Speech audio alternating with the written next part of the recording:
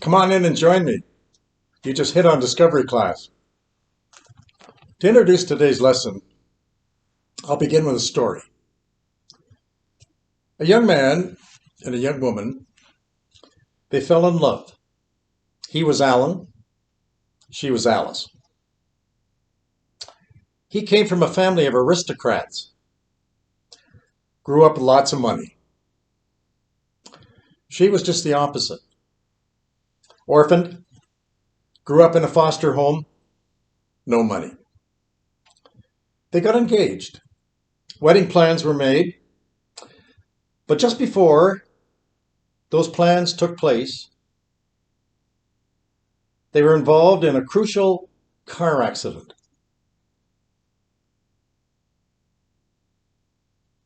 Both almost died. He in a coma, she on life support. She was disfigured, never to be the same again. They were both in the same hospital, but on different floors. A young man, the man getting married, he had a very strange mother. She couldn't stand the choice that he had made to become his wife. She didn't want to have an orphaned outcast well below the family expectations in her family. She visited her would-be daughter in that hospital room. Now was the opportunity, she thought. I'm going to try and get them to cancel the wedding if they make it. Here's what she told the young, suffering, disfigured patient in that hospital bed. Alan's family will pay all the reconstruction surgery for your recovery. If she would now disappear, she had to promise that she would never lay eyes on Alan again. So, in the midst of her trauma and her suffering, and no doubt her bewilderment, she agreed. She would go into hiding. They would never see his face or her face again. Shortly after she disappeared, their son came out of his coma and was told that his beautiful fiancée was killed in that accident. A few years went by. A large cathedral was celebrating Christmas Eve service. Alan, he was attending that night all by himself. 2 rows back, also alone, sat Alice, the disfigured fiancée, whom he knew was dead. When the congregation sang that beautiful carol, "Angels we have heard on high, sweetly singing o'er the plains," a voice rang out that he hadn't heard in a long time, just back of him. But he knew what was coming couldn't be true. He turned his head to find the singing voice, and there, covered in a pretty winter muff with matching scarf, were eyes staring back at him. They both made eye contact. His heart leaped right into his throat. This can't be happening, he told himself. He couldn't remember another thing for the rest of the service. That can't be Alice, he kept telling himself. She's dead. He followed her out of those crowded corridors of that giant cathedral, and they found a quiet place out on the street. She stopped. He stopped. He spoke. She spoke. "Are you Alice?" Yes. Are you Alan? Yes. At that moment, he knew that she was alive. The one whom he had loved so deeply for so long, who had the voice of an angel. He just heard her sing. Could it be, on this Christmas Eve, he would receive the best Christmas gift that he could ever imagine? They were instantly reunited. The past was forgiven. Those hidden years were forgotten. And together they formed a brand new beginning. Joseph had just finished dinner at his palace with his 11 brothers who were his guests. He knew them. They didn't know him. They thought he was dead. They hadn't seen him in years.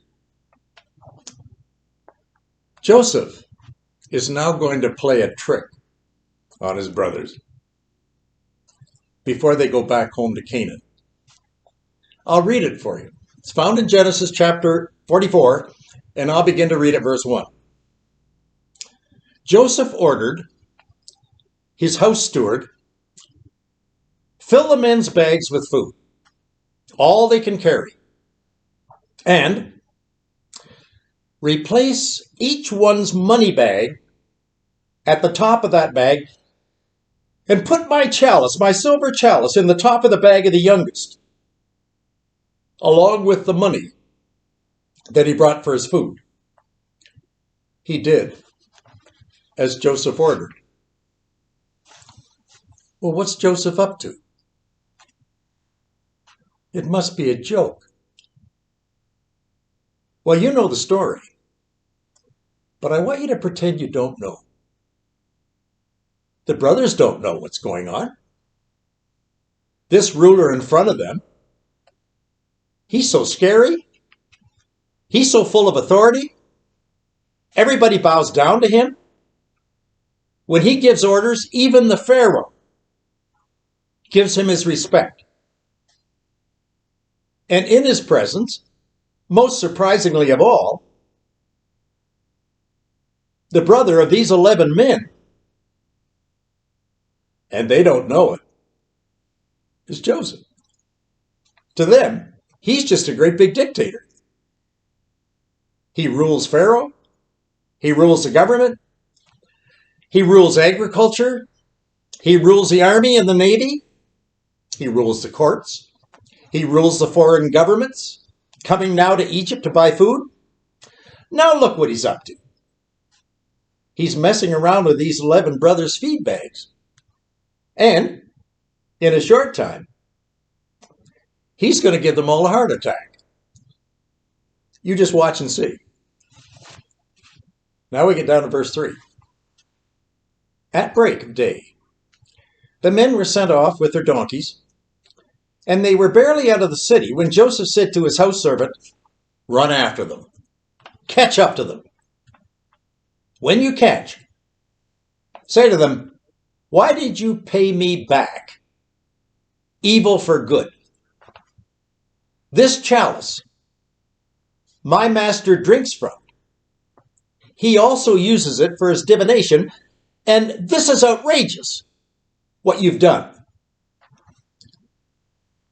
Just a little aside about Joseph's cup. In ancient societies, could be Babylon, could be Persia, could be Egypt, the ruler over that nation, the king, the viceroy, the pharaoh, they all drank from a single silver or golden goblet at their meal table. The reason? It was a security measure. Cupbearers in that royal court tasted all the drinks first before the monarch drank his. It was really a protection against espionage or poisoning of the head of state. Divination, that was the feeling of safety After the monarch had watched the cupbearer take a sip of his drink, and it was fine, then he offered a prayer to his God. Good, all is safe. I can now drink mine. That was the divination. But the silver chalice was a big deal. So Joseph, giving up his banquet table chalice, his showpiece, to magnify the importance, the servant tells the brothers their behavior was outrageous, stealing it, and then running off with the monarch's showpiece. Back to our story. After the brothers hear what Joseph's steward has just told them, listen to them. Here's what they say. Verse 7. What is my master talking about? We would never do anything like that. Why, the money we found in our bags earlier, we brought back, all the way from Canaan. Do you think we're going to turn right around and steal it back from your master? If that chalice that you're talking about is found in any of us, he's going to die. And the rest of us, we're going to be your master's slaves all the rest of our life. Now, you be there. Brothers' eyes now has to be as big as saucers. Their hearts have to be right up in their tonsils. Some of them probably burst into tears. Others certainly red in the face. One of them probably drops to his knees in fear and he puts his hands over his head, and another falls on his donkey's neck and he just sobs himself. Every one of them's in a trance. Disbelief written all over their face. This can't be happening. It just can't be happening. Joseph's steward now speaks up. Verse 10. Very well then. But we won't go that far. You won't all be slaves. Whoever is found with the chalice will be my slave, and the rest of you can go free. There's no hesitation on the part of the brothers to let the Joseph steward examine the bags and their content. They knew they wouldn't find anything. They were innocent. They're not shoplifters. What kind of nonsense is this Egyptian talking about? Their resistance is beginning to fight back. So, beginning with the oldest, Reuben, right down to the youngest, Benjamin, all the bags were open. And they knew they wouldn't find the cup. But when they got to Benjamin's bag, their whole world came to an end. There it was, in his sack. They knew that would kill their dad. Old Jacob back home, he'd die hearing that. And they knew their dad, hearing it, would probably kill them. Remember, I told you they were going to have a heart attack? Well, this was just about it. Because in verse 13, in their anguish, the Bible tells us, they tore their clothes. Tearing one's clothes to a Hebrew is a very desperate act. It's the deepest sign of mourning.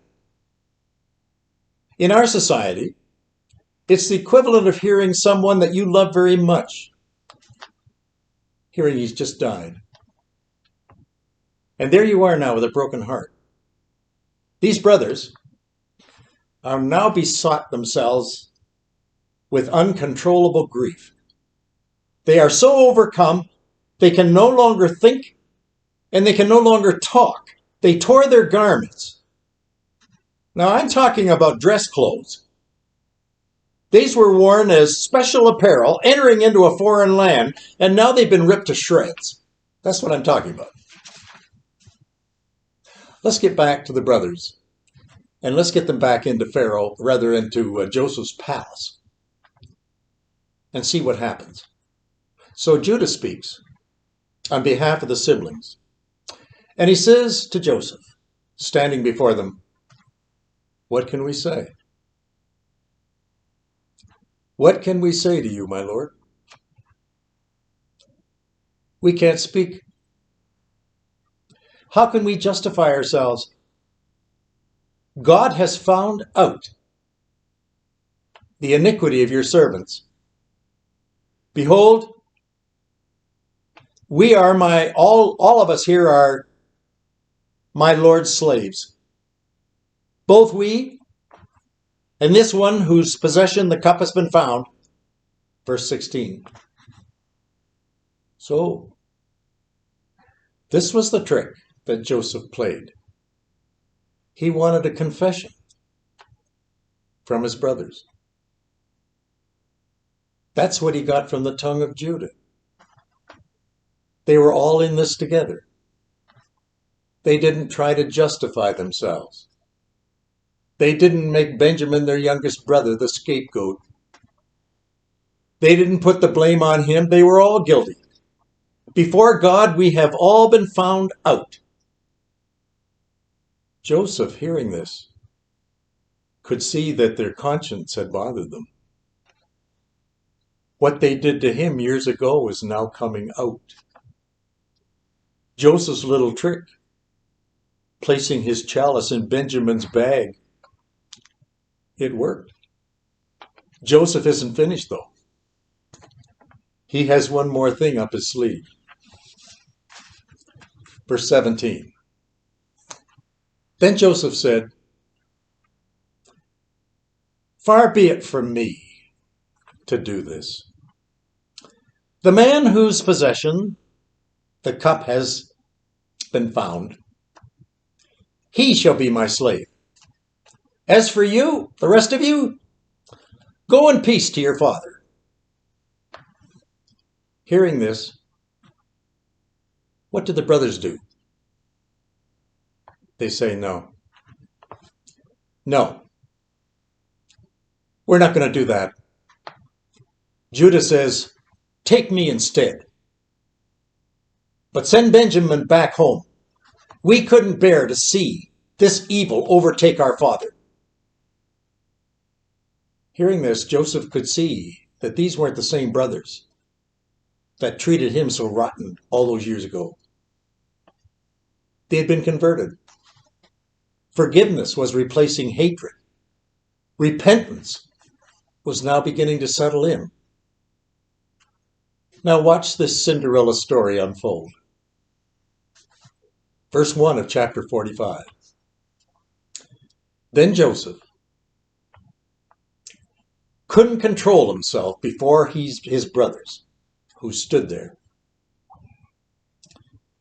And he yelled at all his servants, "Every one of you, get out from me." So there was no man with him when Joseph made himself known to his brothers. Joseph cleared the room of every Egyptian. The only ones remaining were Joseph and his brothers. The stewards, the servants, the slaves, the guards, all disappeared. The large banquet hall was now empty. Then they shut all the doors and the windows. They were all alone. Picture 11 brothers. Even the interpreter of the Hebrew language has now left. These brothers are trembling before Joseph. What's going to happen? What's he going to do to us? Joseph steps forward towards them. He takes his royal headgear off his head and he sets it on a little table beside him. And he says, and he motions to his men, "Come closer." And then the roof falls in, it seems.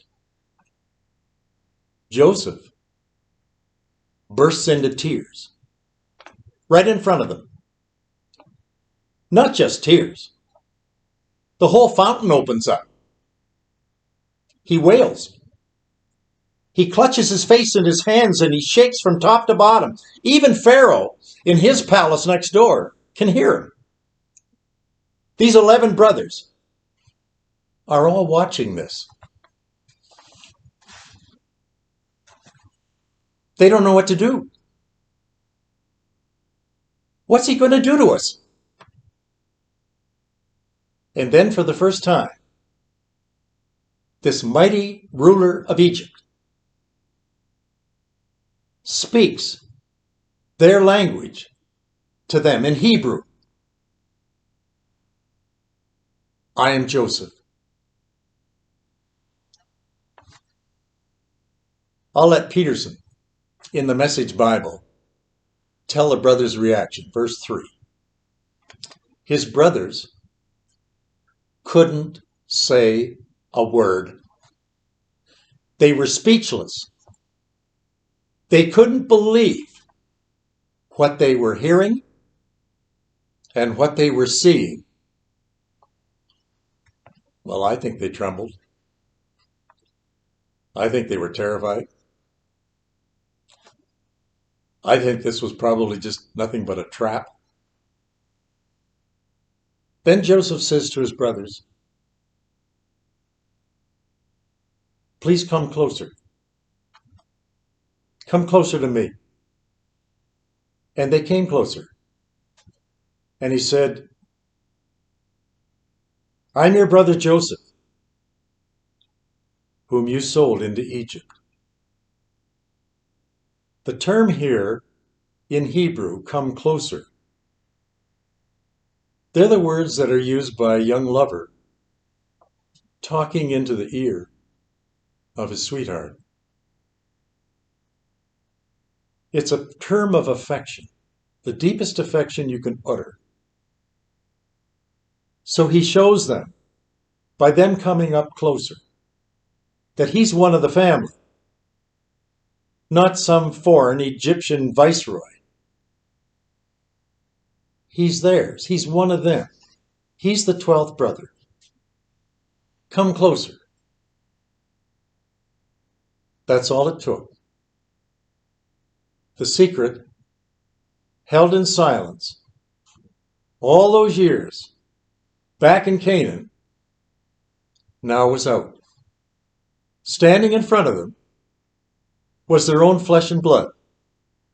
Never once did any of these brothers tell what had happened at that cistern away back in Dothan all those years ago when little Joseph was only 17 years old. He's now a grown man. He's in his mid-30s. Never to be seen again. The Ishmaelite caravan, they took him off. They never saw him again. They thought he was dead. He'd been killed. Have you ever heard words as powerful in all the Old Testament as these? Simple. They're direct, straightforward. I'm your brother Joseph, whom you sold into Egypt. Do you remember how I opened this lesson? Telling a story about a young couple, Alice and Alan. Remember his words to her after the meeting in that Christmas concert in the cathedral? Are you Alice?